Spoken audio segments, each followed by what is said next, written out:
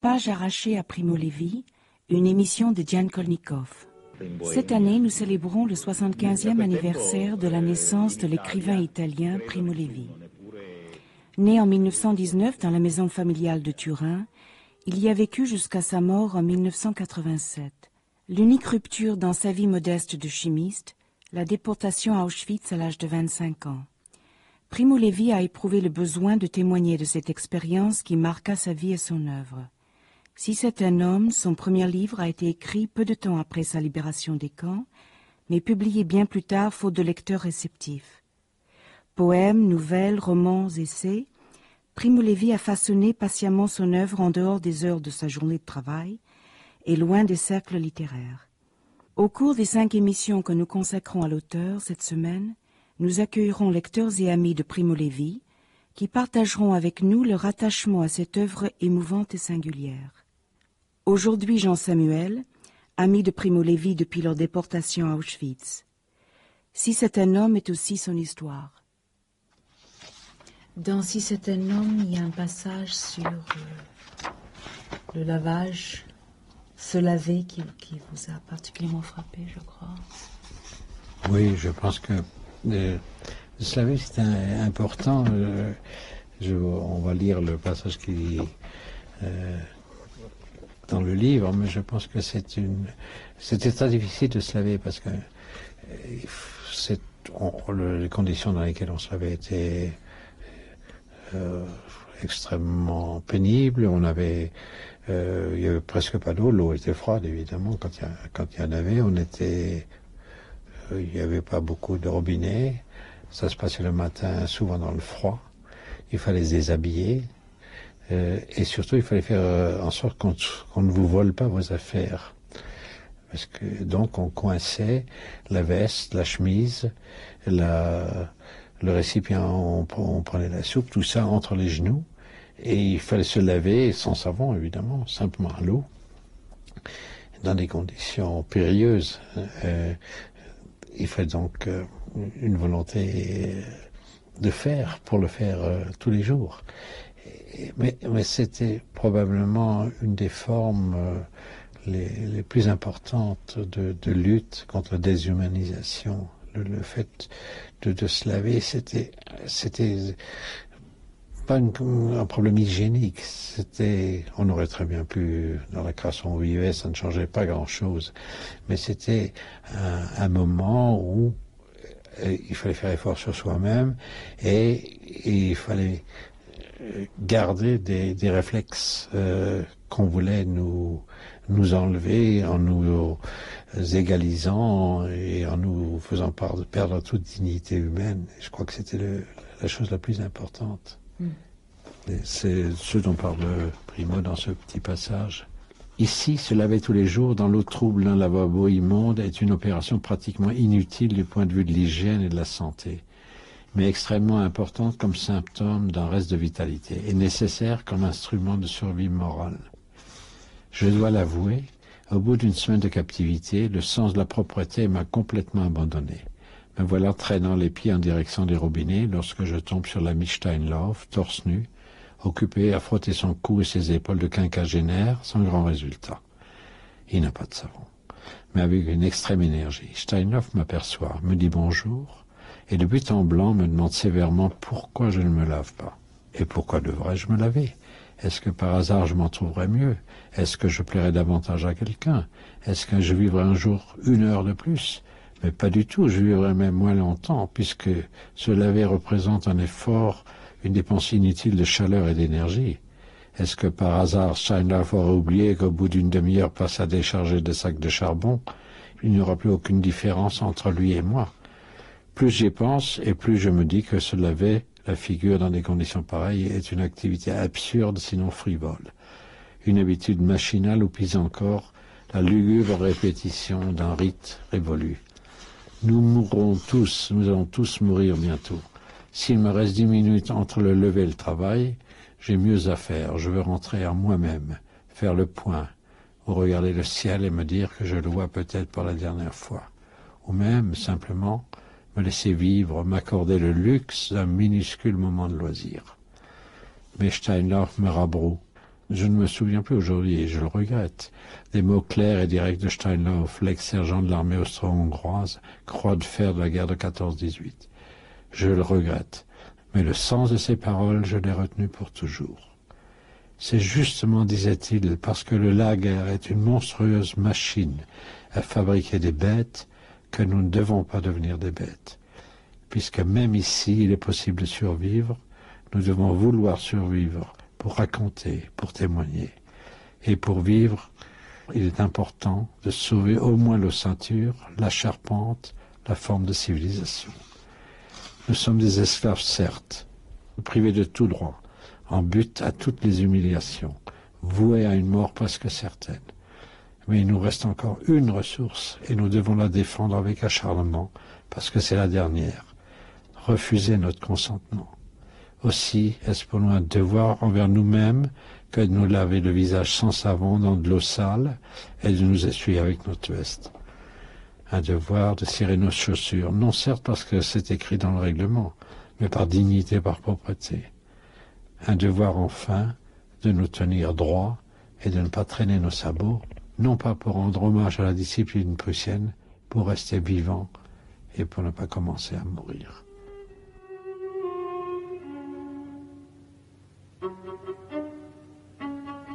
E ne ricordo benissimo, ricordo molto. Eravamo 45 persone in un vagone molto piccolo, c'era appena lo spazio per sedersi tutti, ma non si poteva stare tutti sdraiati. C'era una giovane madre che allattava un bambino e a noi avevano detto di portarci i viveri. Stupidamente non abbiamo portato acqua, non abbiamo pensato, o poca acqua. Nessuno ce l'aveva detto. Est-ce que vous vous souvenez quel genre d'homme c'était? Quel était votre souvenir déjà, vos premières impressions de l'homme, Primo Levi, à l'époque? Bon, c'est un homme très doux, très doux, très gentil, très simple. Et il avait donc ce talent vraiment extraordinaire.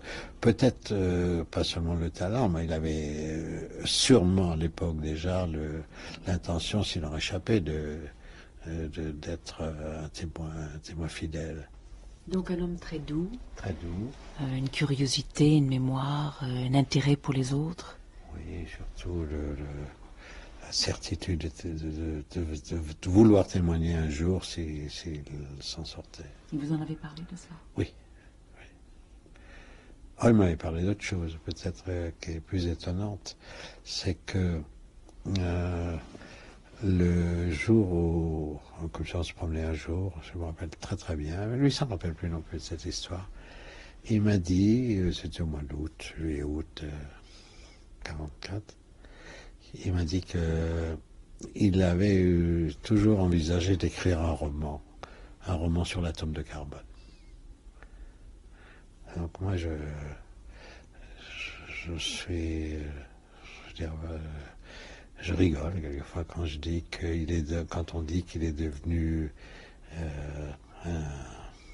un grand bonhomme dans la littérature parce qu'il a été à Auschwitz. Moi je crois qu'il serait devenu de toute façon, sûrement peut-être moins bon, au moins pas le même, sûrement, mais je crois qu'il avait ça dans le sang qu'il voulait écrire. Et alors ce roman, mais ça devait être un roman beaucoup plus complexe, n'est-ce pas? Ça donnait le dernier chapitre du système périodique.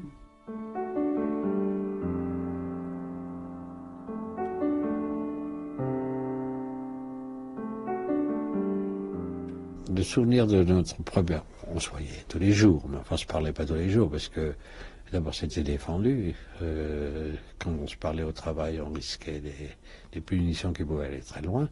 Et ensuite, on n'a pas la même vision des choses, curieusement. La première fois que je l'ai vraiment vu, où j'ai parlé longuement avec lui, c'était un jour de bombardement, ça devait être mai-juin 44. Les Américains sont venus plusieurs fois bombarder l'usine dès qu'elle était prête à fonctionner, l'usine de caoutchouc synthétique qui appartenait à Ligue Farben, comme vous savez, Farbenige plus exactement, et qui donc dont nous étions les employés, pour lesquels les Allemands payaient tous les jours Elle est liée aux SS, une somme de, je crois, 6 marques ou quelque chose qui devait largement nous faire manger. Bon, ça c'est un à côté. Et donc, nous n'avions évidemment pas le droit d'aller dans les souterrains, dans les bunkers. On est resté dehors. On était sur le chantier. Et Primo s'en rappelle moins bien que moi. Et pour moi, c'est resté un souvenir extraordinaire parce que on s'était mis à l'abri sous une espèce de petite baraque qui traînait par là, tous les seuls, tous les deux. Et alors, c'était un moment. Bon, d'abord, pour moi, l'image qui me reste, c'est le soleil. C'est une journée de printemps extraordinaire, claire, etc. La deuxième chose, c'est qu'on était absolument seuls. Donc, il n'y avait ni SS, ni Meister allemand, ni capot, personne. Et on a pu parler pendant tout le temps de cette de ce contact prolongé dans cette chose dont on ne parle pas très souvent quand. Quelle langue vous utilisez? Français, il parlait merveilleusement bien le français. Merveilleusement bien. Moi, pas un mot d'italien. Et donc, on a parlé de la famille, de nos études, de nos mères, c'était doublement extraordinaire parce que c'est des sujets qu'on abordait rarement au camp, parce que ça ouvrait des brèches et c'était trop douloureux.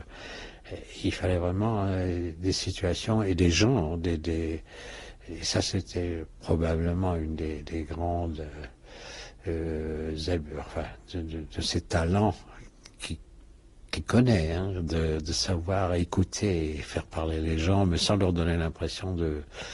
Mais c'était tout à fait ouvert, je veux dire, ce n'était pas un interrogatoire, rien du tout, c'était une conversation entre deux. Et c'est un moment qu'on n'a jamais retrouvé après, jamais pu. C'est des moments extraordinaires. Mais lui, ça ne rappelle pas tellement. Et moi, je me rappelle beaucoup moins de l'épisode aussi de l'Ulysse, qu'il a beaucoup plus marqué lui que moi. C'est comme ça, je pense.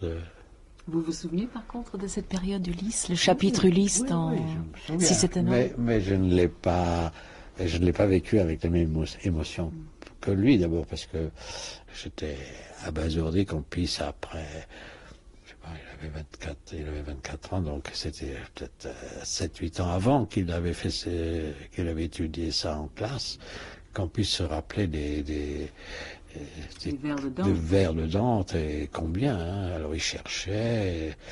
D'abord, c'était une satisfaction pour lui de les retrouver, et ensuite pour les expliquer, c'était pas évident. Et puis, je crois que surtout pour lui, le moment et l'endroit et les circonstances dans lesquelles il retrouvait Dante lui ont donné une lecture vraiment différente de celle qu'il avait. Moi, je n'étais pas capable de le suivre sur ce terrain-là. Où est-ce que vous voulez commencer?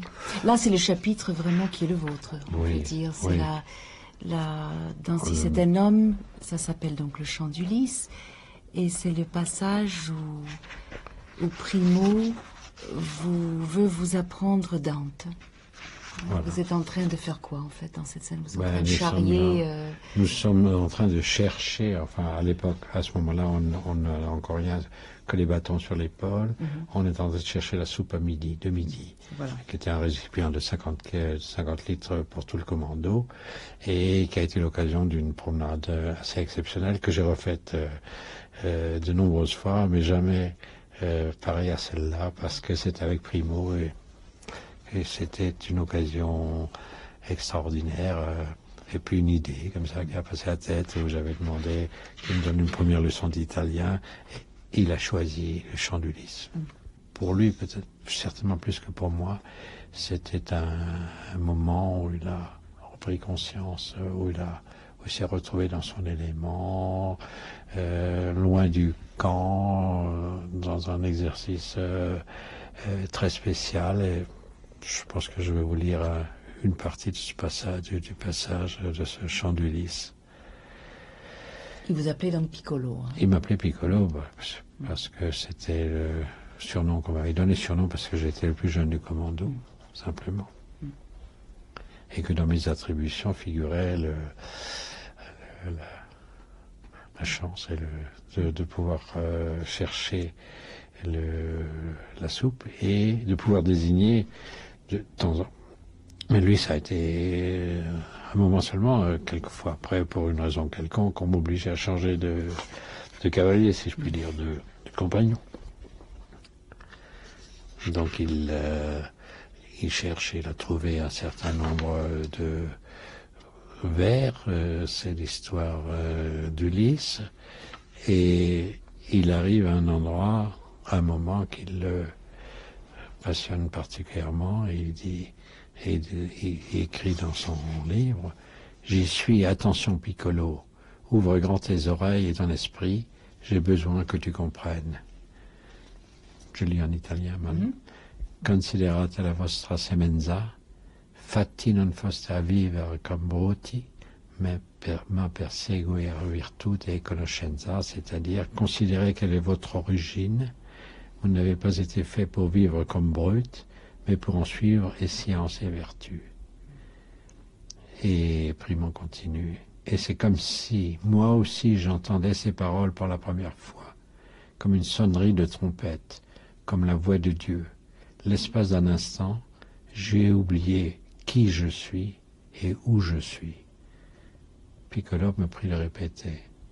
Il est bon, Piccolo, il s'est rendu compte qu'il est en train de me faire du bien.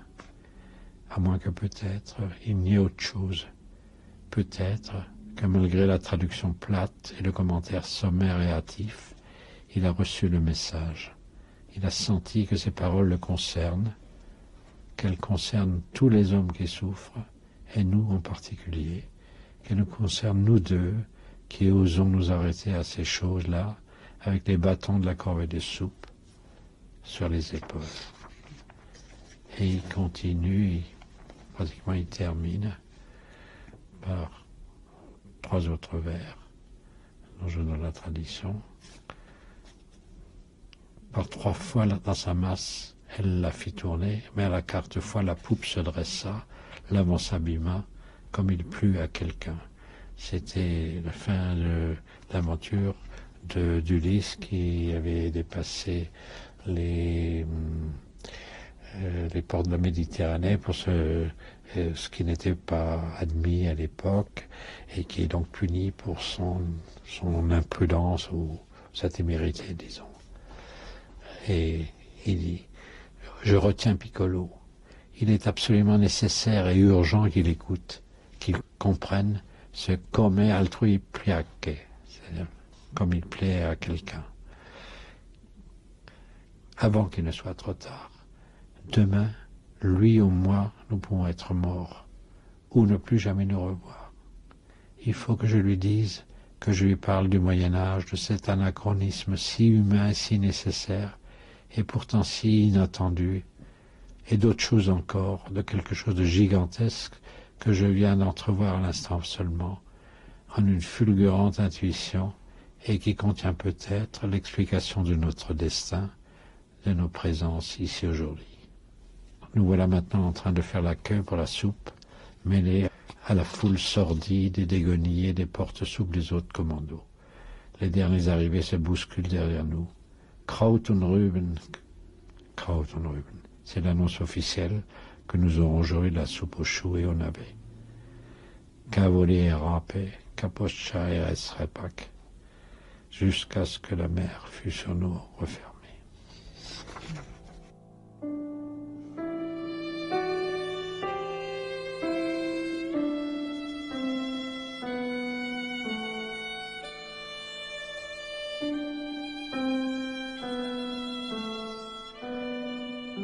Page arrachée à Primo Levi, une émission de Jan Kolnikov. Aujourd'hui, Jean Samuel et la voix de Primo Levi. Mixage, Noélie Louis-Marie, Éric Boisset.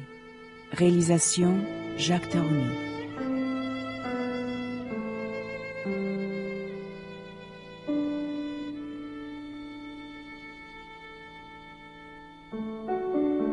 Si c'est un homme, de Primo Levi. Lors de mon arrivée, fin janvier 1944, Il y avait dans ce camp environ 150 juifs italiens, mais au bout de quelques semaines, on en comptait plus de 600. C'était pour la plupart des familles entières qui avaient été capturées par les fascistes ou les nazis à la suite d'une imprudence ou d'une dénonciation. Un petit nombre d'entre eux s'étaient spontanément constitués prisonniers pour échapper au cauchemar d'une vie errante, par manque de ressources, ou encore pour ne pas se séparer d'un conjoint arrêté, et même, absurdement, pour être en règle avec la loi. Il y avait là en outre une centaine de soldats yougoslaves et quelques autres étrangers considérés comme politiquement suspects. L'arrivée d'un petit détachement de SS aurait dû alerter même les plus optimistes. Mais on réussit, en dépit de tout, à donner à l'événement les interprétations les plus variées, sans en tirer la conclusion pourtant évidente qui s'imposait. De sorte que, contre toute attente, l'annonce de la déportation prit tout le monde au dépourvu. Le 21 au matin, on apprit que les Juifs partiraient le lendemain. Tous, sans exception. Même les enfants, même les vieux, même les malades. Destination inconnue. Ordre de se préparer pour un voyage de 15 jours. Pour tout Juif manquant à l'appel, on en fusillerait 10. Seule une minorité de naïfs et de dupes s'obstina à espérer. Nous avions eu de longues conversations avec les réfugiés polonais et croates, et nous savions ce que signifiait l'ordre de départ. À l'égard des condamnés à mort, la tradition prévoit un cérémonial austère, qui marque bien que toute colère et toute passion sont désormais sans objet, et que l'accomplissement de la justice, n'étant qu'un triste devoir envers la société, peut admettre de la part du bourreau un sentiment de pitié envers la victime. Ainsi évite-t-on au condamné tout souci extérieur, il a droit à la solitude, et s'il le désire à toute espèce de réconfort spirituel. Bref, on fait en sorte qu'il ne sente autour de lui ni haine, ni arbitraire, mais la nécessité et la justice, et le pardon, dont s'accompagne la punition. Mais nous n'eûmes rien de tout cela, parce que nous étions trop nombreux et que le temps pressait. Et puis finalement, de quoi aurions-nous dû nous repentir ? Qu'avions-nous à nous faire pardonner ?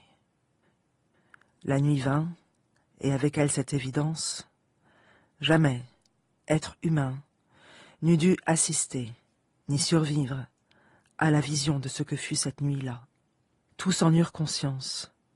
Aucun des gardiens, ni italien ni allemand, n'eut le courage de venir voir à quoi s'occupent les hommes quand ils savent qu'ils vont mourir. Chacun prit congé de la vie à sa façon. Certains prièrent, d'autres burent outre mesure, d'autres encore s'abandonnèrent à l'ivresse d'un ultime, inexprimable moment de passion. Mais les mères, elles, mirent tout leur soin à préparer la nourriture pour le voyage.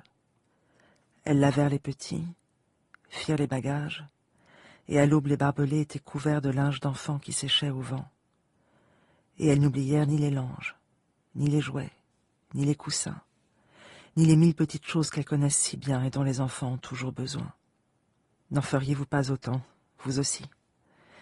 Si on devait vous tuer demain avec votre enfant, refuseriez-vous de lui donner à manger aujourd'hui?